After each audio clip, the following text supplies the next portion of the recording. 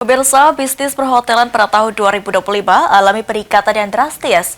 Bahkan saat libur Natal dan Tahun Baru, tingkat hunian hotel mencapai di atas 90%.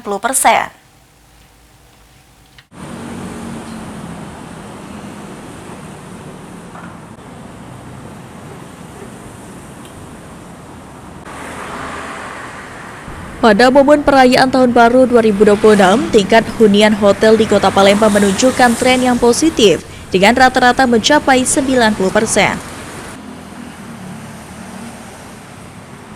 Sekretaris Perhimpunan Hotel dan Restoran Indonesia (PHRI) Sumsel sekaligus GM Sintesa Peninsula Hotel Palembang, Sarjuri mengatakan, peningkatan hunian hotel dipengaruhi dengan perekonomian di Sumatera Selatan yang mulai stabil.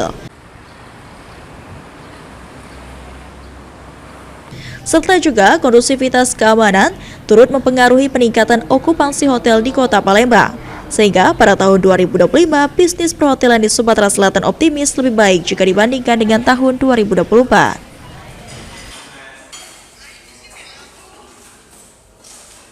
Kita sih optimis lebih baik ya, dan harapan kita juga akan lebih baik karena kan ini di tahun kedua pemerintahan Pak Prabowo ya, tentunya kiat-kiat dari pemerintah juga sudah mulai kelihatan untuk meningkatkan ekonomi di semua sektor ya, tidak hanya terpaku pada satu sisi sektor saja, tapi sektor yang lain juga harus meningkat dong ya, termasuk pariwisata gitu ya, dan daerah juga pasti sudah mulai paham juga ya untuk melaksanakan program-programnya, sehingga itu akan membangkitkan ekonomi ya, pariwisata khususnya.